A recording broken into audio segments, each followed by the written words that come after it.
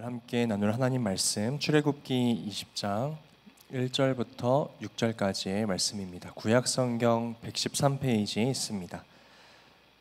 출애굽기 20장 1절부터 6절까지의 말씀, 저부터 한 절씩 교독하고 마지막 절은 합독하겠습니다. 하나님이 이 모든 말씀으로 말씀하여 이르시되 나는 너를 애굽 땅 종되었던 집에서 인도하여 낸 내 하나님 여호와니라. 너는 나 외에는 다른 신들을 내게 두지 말라. 너를 위하여 새긴 우상을 만들지 말고 또 위로 하늘에 있는 것이나 아래로 땅에 있는 것이나 땅 아래 물속에 있는 것에 어떤 형상도 만들지 말며 그것들에게 절하지 말며 그것들을 섬기지 말라. 나 내 하나님 여호와는 질투하는 하나님인즉 나를 미워하는 자의 죄를 갚되 아버지로부터 아들에게로 3, 4대까지 이르게 하거니와. 함께 읽겠습니다. 나를 사랑하고 내 계명을 지키는 자에게는 1000대까지 은혜를 베푸느니라. 아멘. 오늘도 살아계신 하나님 예배하기 위하여 한 자리에 모인 모든 청년부 지체들을 예수님의 이름으로 환영하고 축복합니다. 오늘도 모든 영광 받기에 합당하신 하나님께 박수로 영광 올려드리면서 우리 예배 시작하였으면 좋겠습니다. 오늘은 우상, 하나님을 밀어내는 욕망이라는 제목으로 함께 말씀을 나누고자 합니다. 여러분, 가정의 달을 보내고 있습니다. 지난주 온가족 연합 예배로 청년부 예배가 없었는데 한 주 만에 보는 건데도 굉장히 오랜만에 만나는 것 같은 기분이에요. 가정의 달을 어떻게 보내고 계신지 모르겠어요. 지난주에는 또 어린이 주일로 지켜졌고 또 오늘은 어버이 주일, 또 다음 주는 스승의 주일로 지켜지는데 여러분에게 이 가정의 달이 어떠한 책임감이나 무거움으로 다가오지 않으셨으면 좋겠습니다. 오히려 내 사랑하는 부모님께 하나님의 사랑을 흘려보낼 수 있는 기회로 여기셨으면 좋겠어요. 그리고 또 내 사랑하는 이웃에게 또 하나님의 사랑과 은혜를 흘려보낼 수 있는 기회라고 생각하시고 5월 한 달 하나님께서 참 우리에게 많은 기회를 주셨구나 라고 느끼시면서 하나님께 받은 은혜와 사랑, 그리고 여러분들이 누군가에게 베풀 수 있는 많은 섬김들을 마음껏 흘려보내시는 5월 한 달이 되었으면 좋겠습니다. 청년부는 5월 달에 말씀 시리즈를 계속해서 이어가려고 합니다. 5월 달 우리가 함께 나눌 주제는 우상입니다. 특별히 드러난 우상들 이라는 제목으로 5월 한 달 말씀을 나누고자 하는데요. 여러분, 신앙생활에서 절대로 가볍게 여겨서는 안 되는 것이 바로 우상 숭배입니다. 성경은 구약에서 신약에 이르기까지 이 우상 숭배를 아주 단호하게 금지하고 있고 또 이것을 반복해서 경고하고 있습니다. 하나님을 어떻게 예배하는지만큼이나 중요한 게 내가 누구를 예배하는가, 바로 내가 우상을 숭배하는가 하나님을 예배하는가, 이 문제가 바로 우리의 신앙의 본질과 직결된 아주 중요한 문제라는 것인데요. 오늘 우리가 읽은 출애굽기 20장 3절에서도 다른 신을 내게 두지 말라라고 하나님께서 말씀하고 계시고, 또 요한일서 5장 21절에서도 사도 요한이 교회에게 편지를 쓰면서 자녀들아, 너희 자신을 지켜 우상에게서 멀리하라 라고 권면하고 있습니다. 그래서 이 우상이라는 개념은요, 성경 전체에 걸쳐 반복해서 등장하는 우리를 향한 하나님의 경고 메시지라고 생각해 볼 수 있습니다.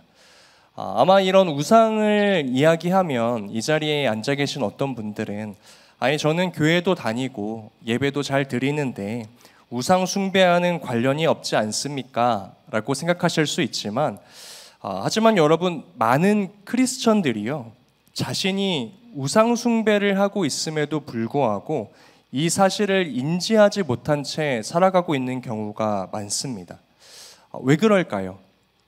우리가 이 우상 숭배를 하고 있으면서도 자신은 안전하다라고 생각하는 이유는 우상 숭배에 대한 잘못된 오해를 가지고 있기 때문입니다. 그래서 오늘 설교의 서두에서는 우리가 우상에 대해서 어떤 오해를 하고 있는가, 이 부분에 대해서 함께 나누고자 합니다. 그래서 이 말씀을 통해서 우리 안에 감추어져 있던 이 우상들이 하나님 앞에 온전히 드러나고, 그래서 하나님만이 우리의 삶의 참 주인 되시는 그러한 과정이 이번 5월 한 달 말씀을 통하여서 여러분들의 삶 가운데 일어나게 되기를 예수님의 이름으로 축복합니다. 그럼 첫 번째, 우리가 우상에 대한 오해를 나눠보기 원하는데 자막을 하나 띄워주시죠. 우리 한 목소리로 읽어보기 원합니다. 우상을 시작. 우상을 형상으로만 생각한다.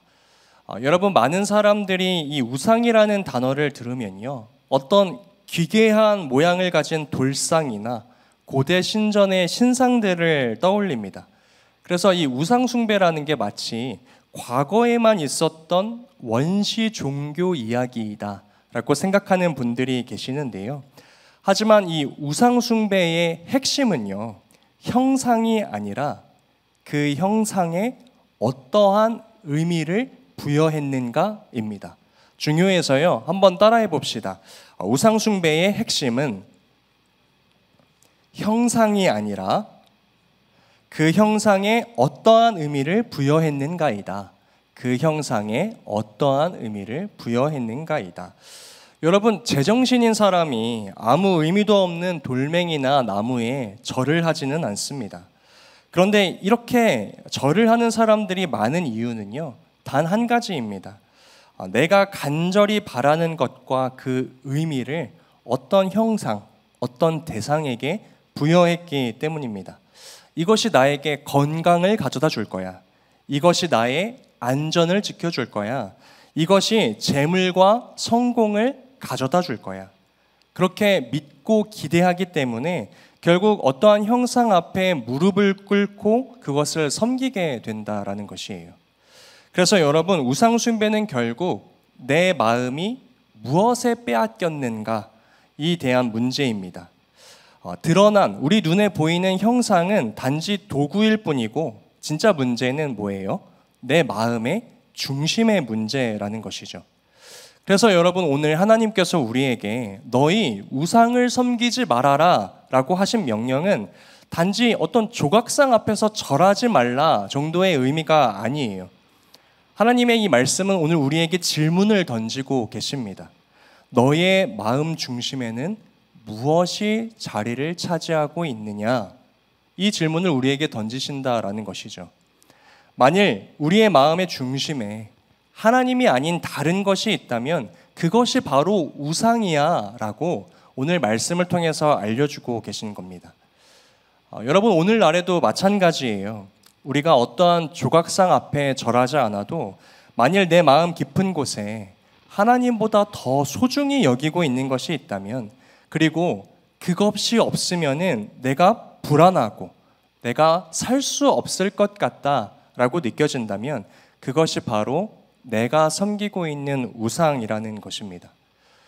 그래서 우리는 자신도 모르게요, 하나님께서 가장 싫어하시는 우상 숭배라는 죄를 짓고 살아갑니다. 여러분, 우상은 결코 거창하게 우리에게 다가오지 않는다는 사실을 깨달으셔야 해요.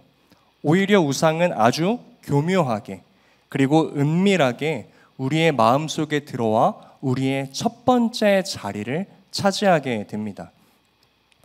여러분, 대표적으로 오늘날 신앙생활을 하는 크리스천들에게 새롭게 떠오르는 우상이 있다고 해요.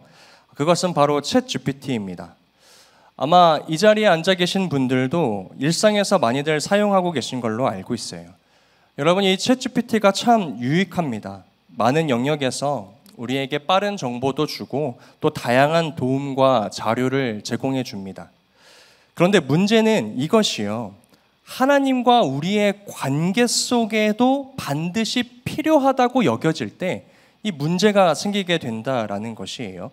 이때 이 챗GPT는 더 이상 도구가 아니라 우리의 우상으로 우리 마음속에 자리 잡게 된다라는 것인데, 이게 무슨 말이냐면 요즘에 챗GPT로 기도문을 작성하는 크리스천들이 그렇게 많다고 해요. 물론 여러분, 참고 자료 정도로 활용하는 것은 괜찮을 수 있습니다. 그런데 여러분, 하나님 앞에 무릎을 꿇고 기도하기보다 먼저 챗GPT에게 기도를 요청하고 그것에만 의지하게 된다면 여러분, 그것은 하나님보다 앞서는 것이고요. 이미 마음속에서 하나님을 밀어내는 모습이라는 사실을 기억하셔야 합니다. 제가 실제로 챗GPT에게 이 시대의 청년들을 위한 30초 정도의 기도문을 작성해줘 라고 요청을 해보았습니다. 근데 조금 더 조건을 붙였어요. 성령 안에서 하나님께 드리는 기도이고 하나님과 예수님과 성령의 역사하심을 의지하면서 존 칼빈의 신학으로 하나님의 영광을 드러내는 기도문을 작성해달라고 요청을 해보았습니다. 그런데 이 요청의 3초 후에 답변이 완성이 되었어요. 다음은 이 챗GPT가 제 기도 조건을 작성해 준 기도문입니다. 한번 들어보세요. 영원하신 하나님 아버지, 이 혼탁한 세상 속에서 부르심을 받은 청년들이 주님의 이름을 찬양하며 살게 하옵소서. 우리를 죄와 사망에서 건지신 예수 그리스도의 구속의 은혜를 깊이 묵상하게 하시고 성령의 능력으로 우리의 믿음이 흔들리지 않게 붙들어 주소서. 주님, 세상은 우리의 마음을 빼앗으려 하지만 우리를 창조하시고 다스리시는 주님의 주권을 신뢰하며 예수 그리스도가 보여주신 믿음의 길을 따라 하나님의 영광을 위한 도구가 되기를 원합니다. 우리가 어디에 있든 무엇을 하든 삶의 모든 방향과 목적이 주님을 높이고 찬양하도록 인도하여 주시옵소서. 주님의 속삭임을 들을 수 있도록 우리의 귀를 여시고 성령의 역사 안에서 청년들이 참된 회복과 소명을 발견하게 하소서. 우리의 나약함을 강함으로 바꾸시고 주님의 은혜와 진리를 통해 세상을 비추게 하소서. 이 모든 기도를 우리 구주 예수 그리스도의 이름으로 기도드립니다. 아멘. 여러분 어떠세요? 제가 요청한 그대로 만들었습니다. 문장만 놓고 보면 아무런 흠이 없어요. 그러나 여러분, 이것이 하나님께 드린 기도라고 말할 수 있습니까? 저는 단호하게 아니요 라고 대답할 것 같습니다. 왜 그렇습니까, 여러분? 이 기도문에는요, 하나님을 향한 마음, 중심이 없기 때문입니다. 여러분, 이사야 선지자는 말합니다. 이사야 29장 13절의 말씀인데요. 제가 한번 읽어드릴게요. 주님께서 말씀하신다. 이 백성이 입으로는 나를 가까이 하고 입술로는 나를 영화롭게 하지만 그 마음으로는 나를 멀리하고 있다. 여러분, 그저 문자만이라면요, AI가 우리보다 더 나은 기도를 만들 수 있습니다. 심지어 저보다 나은 것 같더라고요. 하지만 이것은 하나님을 향한 아무런 느낌도 없이 기도문을 작성만 한 것이죠. 여러분, 누가 사랑하는 이에게 쓰는 편지를, 남이 쓴 사랑 편지를 가지고 와서 그 사람에게 전달해 주는 사람이 어디 있습니까? 서툴러도 부족해도 내 마음을 표현하는 게 사랑이죠. 그런데 여러분, 기도도 마찬가지이잖아요. 그저 편하고 빠르고 보여지기 위한 기도문을 이 챗GPT에게 맡기고 단 1초의 고민도 없이 하나님께 드린다면 여러분, 그 마음의 중심에 하나님이 계신 겁니까? 거기엔 하나님과의 인격적인 관계가 아니라 나의 편리함만이 있죠. 나의 효율성만이 있습니다. 그리고 내 이 기도문을 읽을 때 나의 기도문을 듣는 사람들의 시선만이 있을 뿐입니다. 여러분, 이것이 바로 우상입니다. 하나님을 예배한다고 말하면서도 마음으로는 하나님을 멀리하는 것, 교묘하게 우리 마음속에 차지하고 있는 그 우상, 내가 만든 우상이 우리 마음속에 가득하다라는 것입니다. 여러분, 오늘날 이렇게 보이지 않는 우상은 너무나 많습니다. 하나님 이름 불러요. 저 돈 좀 주세요. 그거 없으면 저 죽어요. 여러분, 입으로는 하나님을 부르지만 실상은 돈이 우상인 모습입니다. 하나님, 저 사람 없으면 죽어요. 못 살아요. 여러분, 그 사람이 여러분의 우상입니다. 하나님, 이 회사의 이 프로젝트만 잘 되게 해주시면 그때 진짜 하나님께 헌신할게요. 이 말 속에도 하나님을 조건의 도구로 사용하는 우상 숭배가 은밀하게, 교묘하게 숨어 있습니다. 여러분, 우상은요, 하나님을 이용해서 나의 유익을 이루고자 하는 모든 태도, 그것은 눈에 보이지는 않지만 우리 마음속 깊이 숨어 있는 우상들이라는 것입니다. 여러분, 반면에요, 하나님을 나의 삶의 첫 번째 자리에 둔 사람들은 이렇게 고백합니다. 하나님의 뜻대로 인도하여 주세요. 하나님, 내가 비록 고난 속에 있지만 하나님을 의지하겠습니다. 하나님, 나의 이 일이 성공하는 것이 중요한 것이 아니라 주님이 나와 함께 해주시는 것이 더욱 중요합니다. 하나님, 비록 내가 원하는 결과가 내 눈앞에 나타나지 않았지만 하나님께서 나의 기도를 들으셨기에 실패 같아 보이는 이 오늘도 여전히 하나님의 과정 가운데 있음을 신뢰합니다. 여러분, 이것이 하나님이 첫 번째 자리에 있는 사람의 모습입니다. 사랑하는 여러분, 오늘날 우리가 싸워야 할 믿음의 싸움은요, 보이지 않는 우상과의 싸움이라는 것을 기억하셔야 합니다. 다시 한번 기억합시다. 우상에 대한 첫 번째 오해 무엇이었습니까?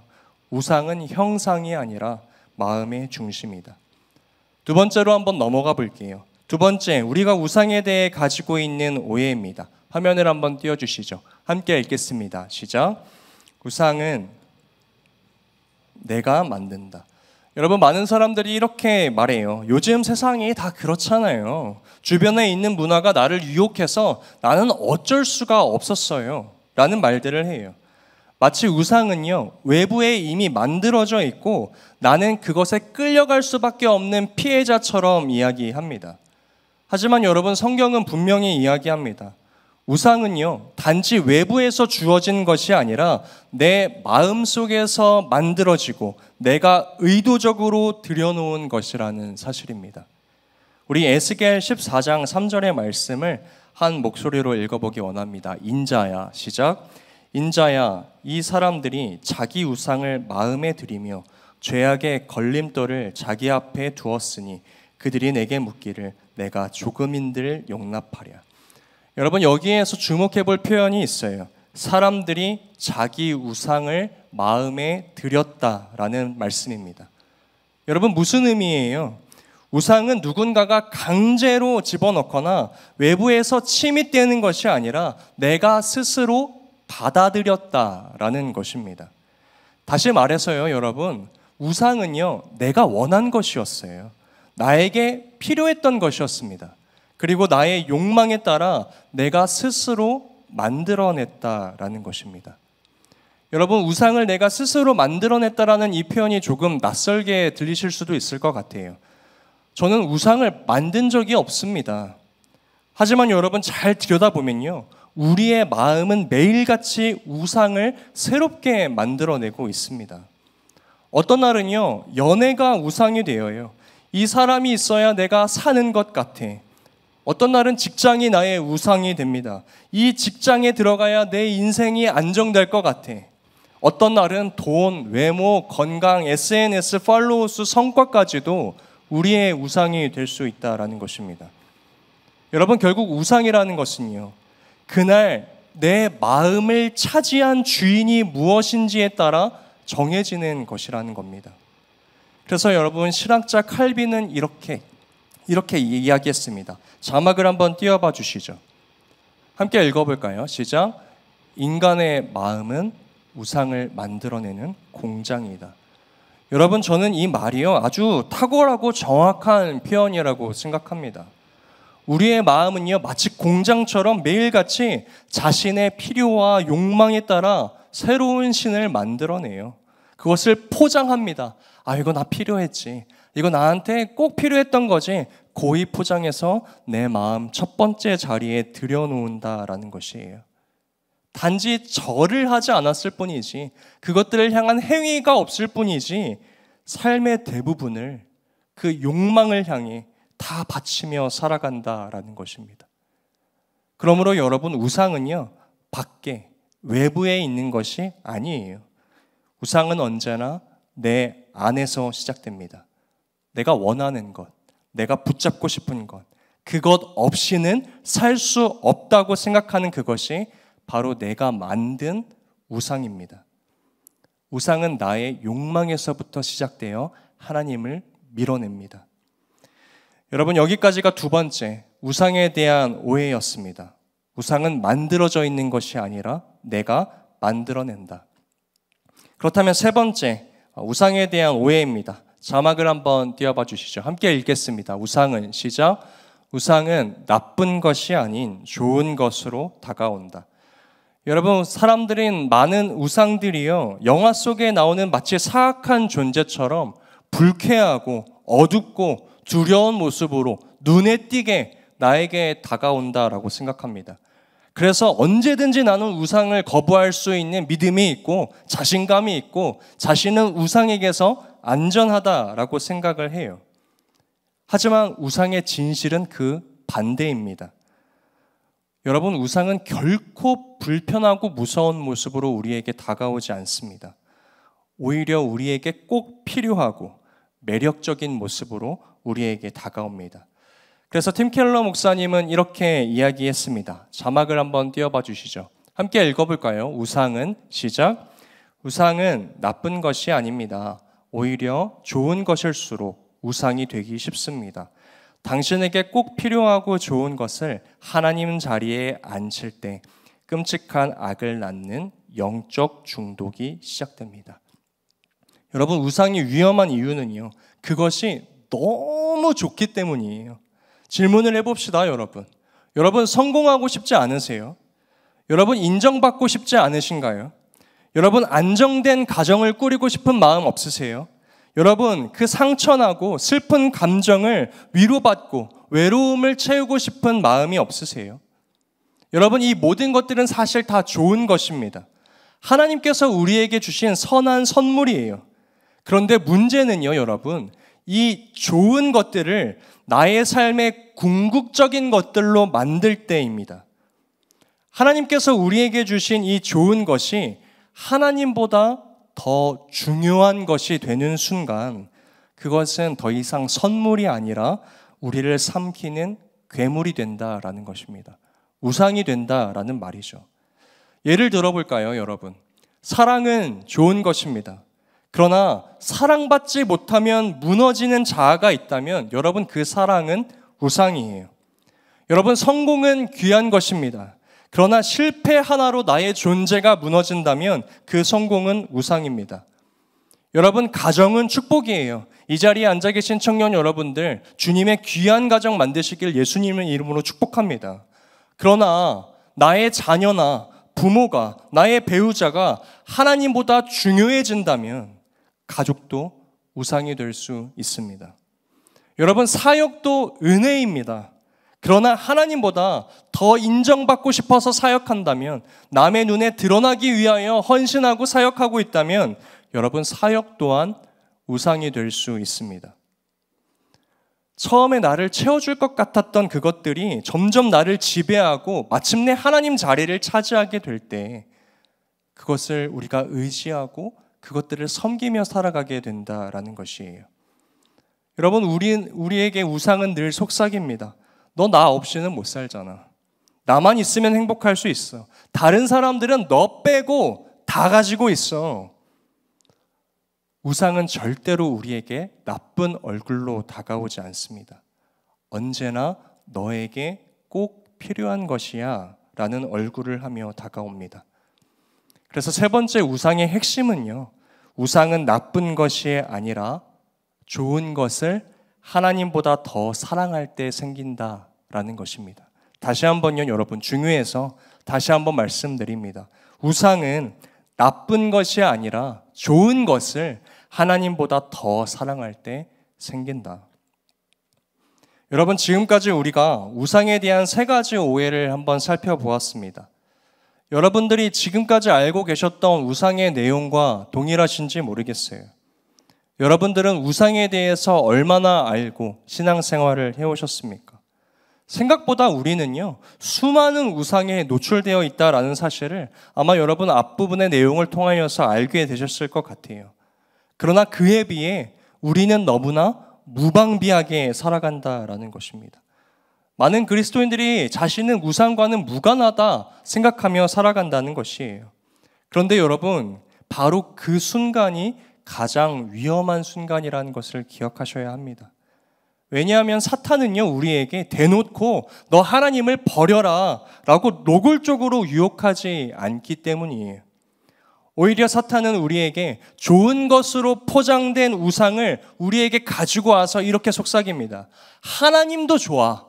하나님도 중요해. 하나님 안 좋다고 말하지 않아요. 중요한 걸 강조합니다. 그러나 이것도 필요하지 않아? 하나님도 중요하지만 지금 너의 현실과 상황에 이건 조금 더 간절하지 않아?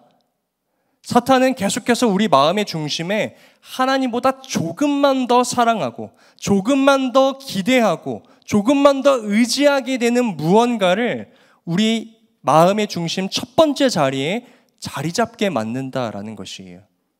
그리고 그 무언가가 나의 첫 번째 자리에 자리가 잡히는 순간 사탄은 이렇게 외칩니다. 축하하자. 우리가 하나님을 두 번째 자리로 밀어냈다. 여러분, 사탄은요, 하나님을 우리의 인생의 끝자락에 내몰 필요가 없어요. 세 번째, 네 번째까지도 필요 없습니다. 그냥 두 번째 자리 정도로만 밀어내면 사탄은 우리를 향한 계획이 성공합니다. 왜 그럴까요, 여러분? 왜냐하면 하나님께서 우리의 첫 번째가 아니시면 사실상 하나님이 우리의 삶의 주인이 되실 수 없기 때문입니다. 여러분, 하나님을 두 번째 자리로 내몬 사람은요, 하나님을 마치 나의 인생의 또 하나의 옵션, 또 하나의 선택지로 생각합니다. 내가 이때는 하나님 예배도 좋고 안 해도 좋고, 내가 이때는 하나님께 헌신해도 좋고 안 해도 좋고, 내가 이때는 누군가를 사랑해도 되고 안 사랑해도 되고, 이게 전형적으로 여러분, 하나님이 인생의 끝자리에 있는 사람의 모습이 아니라 두 번째 자리에 앉아있는 사람의 모습이라는 것이에요. 여러분, 그러나 기억하셔야 합니다. 하나님은 우리 인생의 목록 중에 한 가지가 되기를 원하시는 분이 아니세요. 하나님은 언제나 우리의 첫 번째 자리를 원하시는 분이라는 사실입니다. 여러분, 신앙에 있어서 두 가지 사람이 위험합니다. 한 가지는 하나님께 완전히 등을 돌린 사람, 두 번째는 하나님을 나의 인생의 두 번째 자리에 앉히고 살아가는 사람. 이런 사람들은 이렇게 말합니다. 내가 주일도 성수했고 예배도 섬겼고 11조 생활도 하고 있는데 내가 다른 것 조금 더 사랑하는 게 무엇이 잘못입니까? 여러분, 마치 자신이요, 하나님을 향해 이러한 것들을 해드리는 것으로 표현을 한다라는 것이에요. 내가 당신을 향한 노력도 있었고 행동도 있었고 당신을 중요하게 생각하는데 뭐가 문제라는 말입니까? 하지만 여러분, 하나님과 우리 사이의 관계를 성경은 결혼에 비유한다라고 말씀드린 적이 있어요. 여러분, 그렇다면 결혼을 한번 생각해 봅시다. 누군가가 배우자에게 이렇게 말한다면 여러분은 어떠실 것 같으세요? 당신은 나에게 소중해. 그런데 나에게 더 소중한 사람이 있어. 그런데 당신이 중요하지 않은 건 아니야. 저 사람이 조금 더 특별할 뿐이야. 여러분, 어떠세요? 이것이 진짜 사랑입니까? 함께 식사하고 함께 산다고 그게 부부입니까? 여러분, 마음이 떠나 있다면 그것은 이미 깨어진 관계입니다. 여러분, 그런데 마찬가지라는 거예요. 우리가 형식적으로 하나님을 예배하고 있어도 마음의 중심이 하나님이 아닌 다른 것들을 더 사랑하고 있다면 성경은 그것을 여러분 영적인 간음이라고 표현합니다. 사랑하는 청년 여러분, 여러분들 마음의 중심 가운데 하나님이 우선이십니까? 하나님을 가장 사랑하십니까? 아니면 하나님보다 사랑하는 무언가가 있으십니까? 여러분, 이스라엘 백성들도 그랬어요. 하나님과 함께 바알이라는 신을 섬겼습니다. 그래서 하나님은 그들을 겸하여 섬기는 그 신앙을 보면서 우상숭배이다 라고 말씀하신다는 거예요. 특별히 열왕기상 18장에서 보면요, 엘리야가 바알 선지자들과 싸우면서 이스라엘 백성들에게 이렇게 외칩니다. 우리 열왕기상 18장 21절의 말씀인데 우리 한 목소리로 읽어보겠습니다. 엘리야가 시작. 엘리야가 모든 백성에게 가까이 나아가 이르되 너희가 어느 때까지 둘 사이에서 머뭇머뭇하려느냐. 여호와가 만일 하나님이면 그를 따르고 바알이 만일 하나님이면 그를 따를지니라 하니 백성이 말 한마디도 대답하지 아니하는지라. 아멘. 엘리야가 백성들에게 물어봐요. 너희 언제까지 하나님과 그 바알신 겸하면서 머뭇머뭇거리면서 살아갈래? 너희 하나님이야? 아니면 바알신이야? 너희 마음 가운데 차지한 그 우상이야? 하나님이야? 질문하는데 이 백성들이 대답을 못했대요. 왜요, 여러분? 포기하지를 못하겠으니까. 이 바알신을 포기하지를 못하겠으니까 대답을 하지 못하는 거예요. 왜 그래요? 하나님만으로는 안 될 것 같으니까. 여러분, 이것이 우상숭배입니다. 여러분, 이 도전은요, 오늘 우리에게도 동일하게 던져집니다. 너희가 어느 때까지 하나님과 세상 사이에서 머뭇머뭇거리겠느냐? 하나님이 참 하나님이시라면 너희는 하나님을 선택해라. 세상이 하나님이면 아예 세상을 따라가. 머뭇머뭇거리지 마. 그 겸하여 섬기는 것 우상숭배라니까.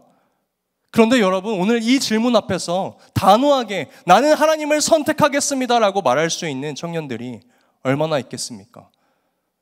우리도 엘리야의 이 질문 앞에 머뭇머뭇거리고 대답하지 못하는 거예요. 왜요? 하나님도 중요한데 세상의 것도 갖고 싶으니까. 하나님만으로는 안 될 것 같으니까. 여러분, 이뿐만이 아닙니다. 사무엘도 이렇게 얘기해요. 하나님과 우상을 겸하여 섬기는 신앙에 대하여 말합니다. 사무엘상 7장 3절입니다. 함께 읽습니다. 사무엘이 시작. 사무엘이 이스라엘 온 족속에게 말하여 이르되 만일 너희가 전심으로 여호와께 돌아오려거든 이방신들과 아스다롯을 너희 중에서 제거하고 너희 마음을 여호와께로 향하여 그만을 섬기라. 그리하면 너희를 블레셋 사람의 손에서 건져내시리라. 여러분, 또 있습니다. 여호수아도 자신의 마지막 인생이 끝나기 직전에 이스라엘 백성들에게 이야기합니다. 여호수아 24장 14절과 15절의 말씀도 한 목소리로 읽습니다. 그러므로 이제는 시작. 그러므로 이제는 여호와를 경외하며 온전함과 진실함으로 그를 섬기라. 너희의 조상들이 강 저쪽과 애굽에서 섬기던 신들을 치워버리고 여호와만 섬기라. 15절. 만일 여호와를 섬기는 것이 너희에게 좋지 않게 보이거든 너희 조상들이 강 저쪽에서 섬기던 신들이든지 또는 너희가 거주하는 땅에 있는 아무리 족속의 신들이든지 너희가 섬길 자를 오늘 택하라. 오직 나와 내 집은 여호와를 섬기겠노라 하니. 여호수아가 말해요. 엘리야와 똑같죠. 머뭇거리지 말고 세상의 좋은 것과 겸하여 하나님 섬기지 말고 그러면서 하나님 믿는다, 하나님 섬긴다, 하나님 사랑한다 라고 말하지 말고 택하라. 그리고 뭐라고 표현합니까? 여호수아는 오직 나와 내 집은 여호와를 섬기겠노라. 사랑하는 청년 여러분, 오늘 누가 하나님 앞에서 이렇게 믿음의 결단을 내리시겠습니까? 머뭇머뭇거리고 있는 나의 인생 가운데 하나님께서 질문을 던지실 때 하나님이냐 세상이냐 물어보실 때 오직 나와 내 집은 여호와를 섬기겠습니다라고 결단하실 수 있는 믿음의 청년들, 하나님께서 찾고 계신다라는 것입니다. 여러분, 이 성경에 계속 나오는 핵심이 뭐예요? 하나님이 첫 번째여야 한다. 하나님은 두 번째로 두는 것을 우상 숭배로 여기신다라는 것이에요. 여러분, 우리가 이러한 맥락을 가지고 오늘 본문을 봅시다. 출애굽기 20장 2절에서 3절 말씀 함께 읽습니다. 나는 너를 시작. 나는 너를 애굽 땅 종되었던 집에서 인도하여 낸 내 하나님 여호와니라. 너는 나 외에는 다른 신들을 내게 두지 말라. 여러분, 우리가 작년 여름 수련회 때 이 말씀의 의미에 대해서 잠깐 나눴습니다. 이 말씀에서 나 외에 라는 의미로 번역된 히브리어는 다시 한번 번역해 보면 내 얼굴 앞에 라는 표현을 가지고 있다고 말했어요. 그래서 풀어서 설명해 보면 이 말씀은 이런 의미가 된다라고 했습니다. 너와 내 얼굴 사이에 다른 것들 두지 마. 나는 너만 보고 너는 나만 보자. 이것이 하나님께서 이스라엘 백성들을 구원하신 목적이고 예수 그리스도가 이 땅에 오셔서 우리 죄를 위하여 십자가에 달리신 목적입니다. 단지 구원을 해내시기 위함이 아니라 이제 구원을 했으니 너를 향한 목적을 이루어보자. 나는 너를 보고 너는 나만 보자. 너와 나의 얼굴 사이에 다른 어떠한 것 두지 마 라고 말씀하신다는 것이에요. 이것이 우리를 향한 하나님의 목적과 계획이었다고요. 그런데 우리는 하나님과 우리 사이에 자꾸만 다른 것들을 끼워 넣습니다. 하나님 이것도요. 하나님 저것도요. 그러면서 여러분, 하나님이 아닌 것들이 내 삶에 사라질 때 절규해요. 절망해요.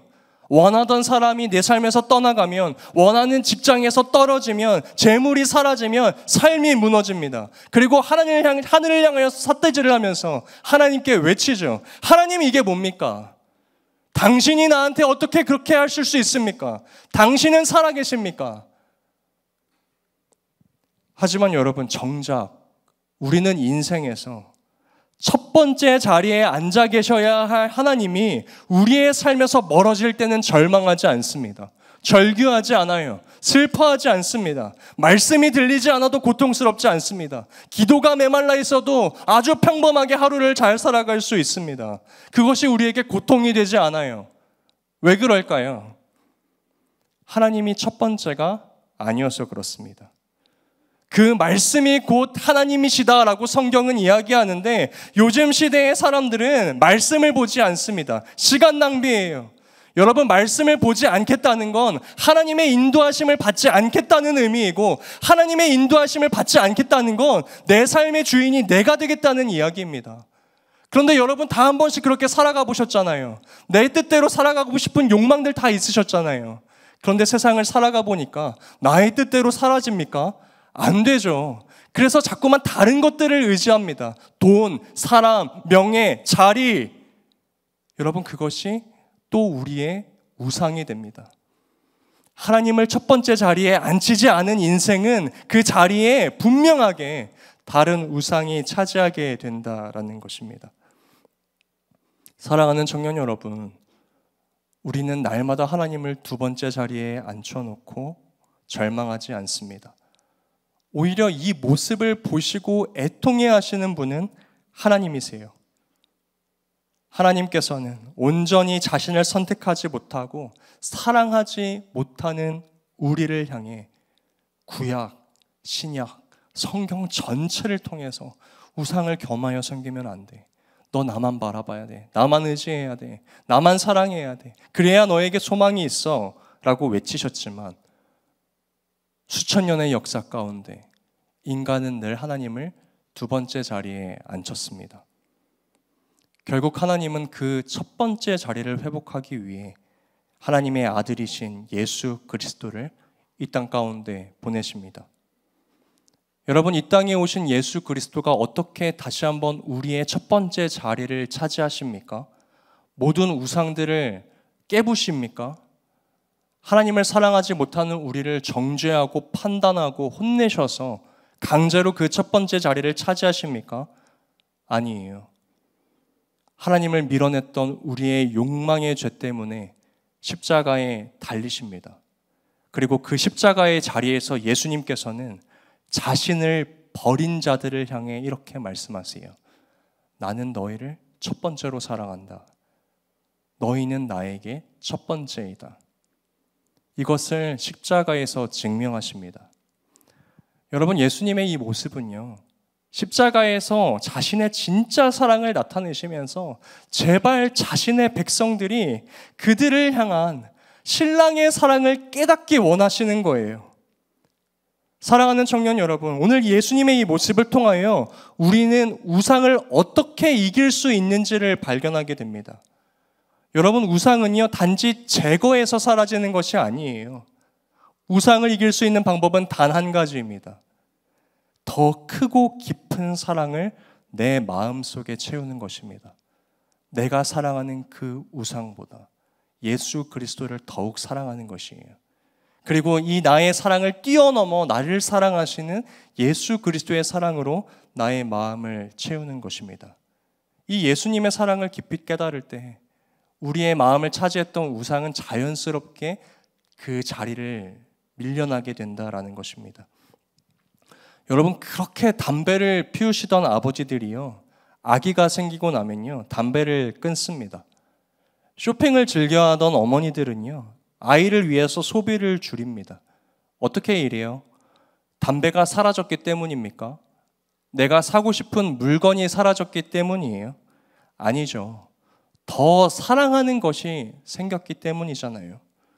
우상도 마찬가지입니다.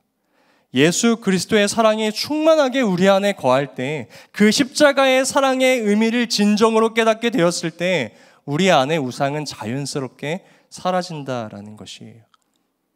사랑하는 청년 여러분, 죄라는 것은 단순히 나쁜 행실이 아니라고 말씀드렸습니다. 하나님보다 다른 것을 더 사랑하는 것, 그것이 죄의 본질이고 우상 숭배의 본질이며 인간의 가장 깊은 비극입니다. 하나님은 오늘 우리에게 조용히 물으십니다. 지금 너의 마음의 중심에는 누가 앉아 있느냐? 오늘 이 시간 내 안에 자리 잡은 우상이 무엇이었는지를 여러분 들춰내세요. 여러분, 이 작업은 결코 쉽지 않습니다. 하나님보다 더 사랑하는 것을 꺼내는 것은 불편한 과정이고 부끄럽고 때로는 나의 신앙이 낯설어지는 시간이 될 것이에요. 그러나 여러분, 육신의 질병도 그 원인을 알아야 치료의 방법이 생기듯이 우리의 영적인 병인 우상을 정확하게 인식해야 하나님의 회복이 시작됩니다. 오늘 이 말씀을 통하여서 여러분 깊숙이 숨겨져 있었던 그 우상을 들춰내시고 동시에 예수 그리스도의 사랑을 깊이 묵상하셔야 합니다. 우리를 향한 예수님의 사랑은 우리의 연약하고 흔들리는 사랑보다 훨씬 더 크고 강력하다. 우리는 쉽게 하나님을 밀어내지만 하나님은 끝까지 우리를 포기하지 않으시고 그 첫 번째 자리로 자신을 초대하기를 기다리고 계십니다. 그러므로 오늘 예수님이 나를 가장 사랑하시기에 나도 그분의 나의 가장 사랑하는 분으로 고백하고 싶습니다라는 이 믿음의 고백을 하나님께 드리는 믿음의 청년들 되시기를 간절히 소망합니다. 오늘 말씀을 통하여 이제 결단할 시간입니다.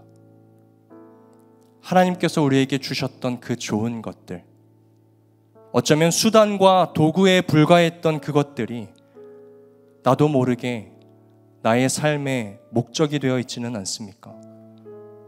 하나님을 첫 번째로 두지 않은 채 여러분 종교 생활을 한다는 것으로 위로받고 있지는 않습니까? 나 정도면 괜찮지. 나 정도면 적당한 신앙인이지. 내가 하나님을 완전히 떠난 것도 아닌데 뭐. 결단합시다. 하나님, 나의 중심 가운데 다시 찾아와 주시옵소서. 하나님을 가장 사랑하는 자 되게 하여 주시옵소서. 세상의 모든 것을 잃어도 절망하지 않고 하나님을 잃은 절망을 더 크게 느끼는 자가 되게 하여 주시옵소서. 나에게 모든 것이 없어도 하나님이 계심으로 말미암아 부유한 자이다라고 고백할 수 있는 믿음을 주시옵소서.